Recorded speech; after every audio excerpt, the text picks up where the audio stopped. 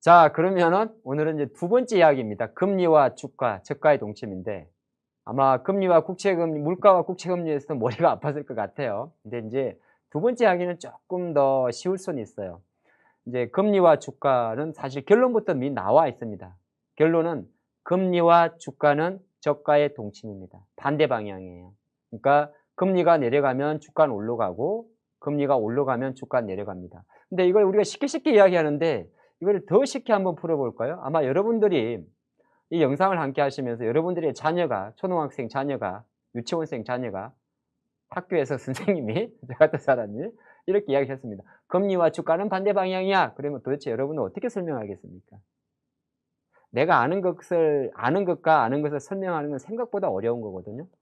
한번 같이 이 이야기를 한번 풀어보도록 하죠. 주식이라는 걸 만약에 여러분들이 하지 않는다면 몰라도 됩니다. 하지만 해야 된다면 반드시 알고 가야 될 내용이고 정리를 하고 갈 내용이라서 오늘 한번 다시 정리해 보겠는데 금리와 주가라는 건 뭐냐 하면 실제적으로 주식과 채권의 관계에도 좀 있을 수가 있는데 주식이라는 것 자체는 원금 손실에 대한 리스크가 있습니다.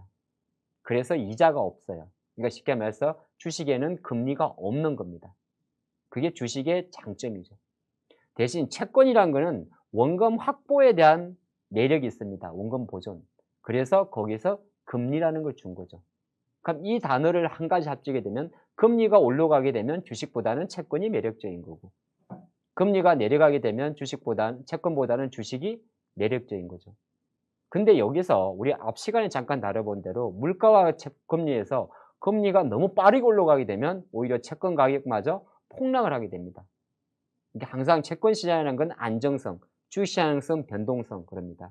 근데 이 물가와 금리와 주가의 관계에서 금리가 일정 부분 안정적인 흐름을 보일 때는 주가는 그들만의 자유로운 모멘텀, 뭐 계약을 수주를 했다든지, 배터리 회사들이 공장을 짓는다든지, 반도체 회사가 뭐 증설을 한다든지, 바이오 회사가 임상 개발한다. 그러면 주가가 10% 움직일 게 20% 움직여요.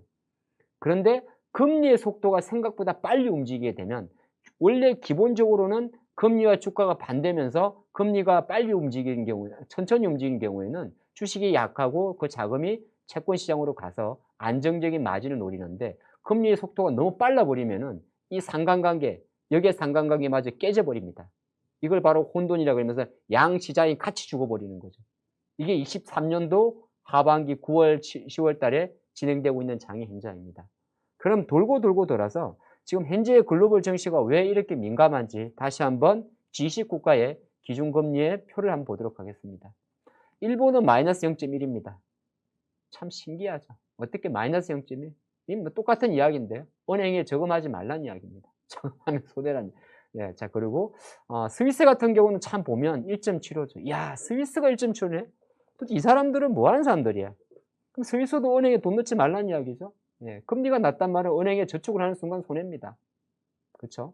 근데 중국 같은 경우는 한 3.45% 정도의 금리 수준이에요. 근데 중국은 금리는 3.45%인데 아까 보셨던 대로 물가가 마이너스 0% 수준이니까 중국 경제는 계속 가라앉고 있다 이렇게 해석을 하는 겁니다. 한국은 3.5% 정도 되고요. 대신 가장 강한 나라 미국은 5.5%입니다. 여기서 벌써 문제가 생기는 겁니다. 전 세계 부1위 미국의 기준금리가 전 세계 한 7위 정도, 7위에서 한 5위 그 정도죠. 우리나라의 어떤 GDP 규모가. 그게 한국 금리보다 미국 금리가 높습니다. 한국 주식이 미국 주식보다 빨리 오를 이유는 하나도 없는 겁니다. 한편으로는. 그래서 우리가 가끔 이야기를 하죠. 한국 주식 예, 못하겠죠. 최약체는 단어가 나오는 거죠. 돌고 보니까 그런 거예요. 여기는 이제 절대치에 대한 개념입니다. 그래서 금리라는 거는 금리만 놓고 봤을 때 금리는 실제적으로 뭐 통화도 마찬가지인데 돈이라는 거는 뭐 이렇게 생각하면 돼요. 아니, 외국인들은 한국 주식을 왜 이렇게 파는 거야? 궁금하시죠? 뭐 궁금할 수도 있고 안 할 수도 있어요. 뭐 삼성전자 왜 이렇게 많이 파는 거야? 포스코 왜 이렇게 많이 파는 거야? 카카오. 근데 아예 크게 놓고 보면 금리와 주가의 관계에서 놓고 보면 한국은 기준금리가 3.5예요. 미국은 5.5%. 나는 싱가포르에 있는 뭐 그냥 다국적 국가의 외국인도 아니고 금은머리인지는 모르겠어요. 이 사람들 어디에 투자에 많은 이윤을 보겠습니까? 같은 채권을 투자해도 한국의 채권보다는 미국의 채권을 투자하는 게 낫겠죠. 그쵸. 그리고 돈이란 통화 자체도 달러를 갖고 있는 게 원화를 갖고 있는 것보다 이득이죠. 그렇기 때문에 어떻게 보게 되면 실제적으로 한국의 증시의 변동성 자체가 금리 이슈가 나올 때마다 미국 주식보다 불안정한 겁니다. 그럼 어떻게 보면 우리 투자할 때는 그러면 한국 주식 다 팔고 미국 가란 말입니까? 아니요. 이건 어떤 의미냐면 가끔 주식을 투자하다 보면 왜 국장은 왜 이 모양이야? 이런 거 이야기할 때 아주 매크로 관점에서 놓고 보면 큰 제3자 돈의 관점에서는 저금리보다는 고금리 국가에 대한 매력 자체가 상대적으로 높기 때문이다. 물론 절대적으로 고금리라고 해서 무조건 높은 건 아니에요. 잠깐 볼까요? 튀르키예. 예, 우선 안 되는데 30%입니다. 이게 여러분은 상상이 되십니까? 우리 이런 세상을 살아보지, 글쎄요. 저는 잘 기억이 모르겠어요. 나라의 기준금리가 30%가 된 게 있었는지. 그럼 무조건 한국 가서 튀르키예에 투자하면 되겠습니까? 아직은 터키라고 나와 있는데 안 되죠. 어느 정도 이런 경제적 성장을 갖고 있는 겁니다. 그래서 첫 번째 우리가 기억할 것은 금리와 주가는 반대 방향. 하지만 금리의 속도가 너무 빠르면 양 시장이 모두 붕괴된다. 그렇게 볼 수 있을 것 같습니다. 이게 이제 매크로적인 관점에서 보는 거고. 그럼 이제 두 번째 이야기를 잠깐 좀 이해해 볼게요. 그러면 다 모든 주식이 나쁩니까? 라고 물어보면 금리가 오를 때 수혜를 보는 섹터가 있고 피해를 보는 섹터가 있겠죠. 그렇죠. 이제 이게 어떻게 보게 되면 이제 두 번째 이해가 될 것 같습니다. 이 코너 속의 코, 적과의 동침이지만은 동침은 동침이잖아요.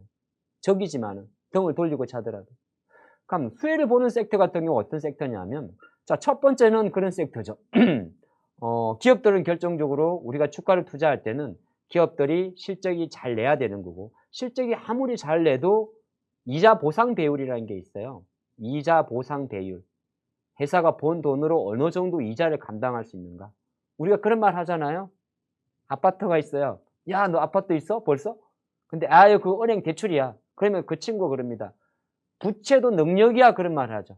바로 이게 어떻게 보면 주식시장에서 말하는 이자 보상 배율.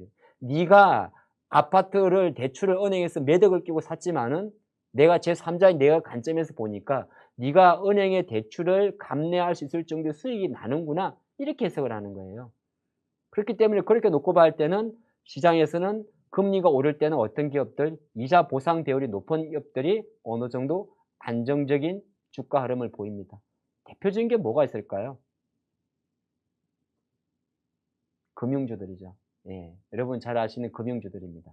뭐 우리나라 같은 경우는 KB금융 이런 기업들이죠. 현금성 자산이 많은 기업들, 특별히 부채를 많이 필요 없는 산업들, 통신주들이겠죠. SK텔레콤 이런 기업들.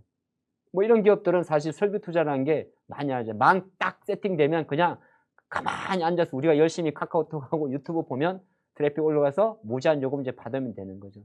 이런 기업들 같은 경우가 이론적인 관점에서는 상대적으로 안정을 받습니다. 근데 우리나라 주식시장 같은 경우는 출발부터가 원래 저금리에 세팅이 되어 있어요. 왜 그러냐면 우리가 PER이라는 단어가 있죠. PER이 뭐예요? 주가 수익 배율이라 그러죠.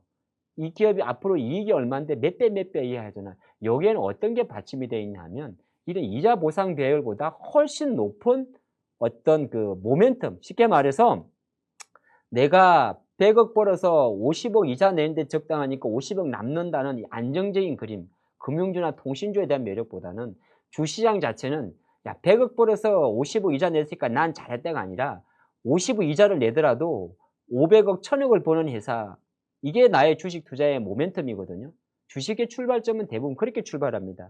그래서 글로벌 정신은 대부분이 어떻게 놓게 보면 이렇게 고금리 시대에 안정적인 자산으로 자금이 많이 몰렸다고 생각을 하면 오히려 시장은 빠지고 있는 겁니다. 그래서 그걸 우리는 방어주라고 이야기를 해요. 방어주. 그러니까 어느 정도, 그러니까 방어주란 단어가 여기서 나오는 단어인데, 방어주가 만약에 선방합니다. 정치 매체에서, 언론에서 배당의 시절, 배당의 시절이 왔다. 뭐, 금융주를 사야 된다. 뭐, 통신주를 사야 된다. 이런 이야기가 나오면, 아, 주시장 나쁘니까 성장주 팔란 소리구나. 그렇게 볼 수 있거든요. 그런 관점으로 보시면 좋을 것 같은데, 근데 이거는 주식시장 전체의 큰 이슈는 아니에요. 그래서 그러면 돌고 돌아서 다시 한번 원점해 보자. 우리가 금리와 주가의 저가의 동침인데 마냥 아주 이론적으로 그러면 뭐 금융주 사고, 그런데 금융주도 나오면 건설사 부도 난다는데 불안해서 못 사겠는데, 그렇죠. 그런 경우도 생길 수 있어요. 예를 들어서 미국의 금융회사들. 미국의 금융회사들은 따박따박 예금 받아 가지고 대출하는 사업만 하지 않죠. 부동산, 파이낸싱, 프로젝트 이런 거 많이 하죠. 그러니까 미국 금융회사들은 휘청휘청 하는 거죠. 우리나라도 마찬가지예요. 5대 은행들, 뭐 KB, 신한, 우리, 갑자기 생각이 안 나네. 이런 기업들은 실제적으로 부동산 파이낸스를 심하게 안 해요. 근데 이제 지방에 있는 중소은행들 같은 경우는 많이 해주겠죠. 그러면 그 기업들 같은 경우는 아무래도 부동산 PF 대출에 대한 리스크가 되게 커지는 겁니다.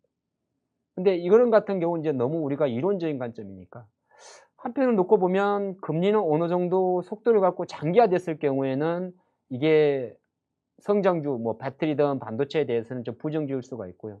근데 이거는 기조적으로 많이 가는 게 있어요. 금리가 절대치 아까 제가 잠깐 보니까 한국이 3.5 이렇게 이야기하고 미국 5.5라잖아요.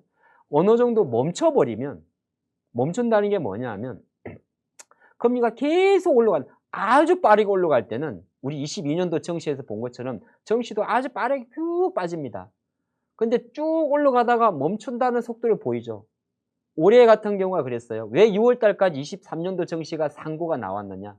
시장에서 이미 연초부터 6월 달, 7월 달 정도가 되게 되면 미국이 긴축을 종료할 거야.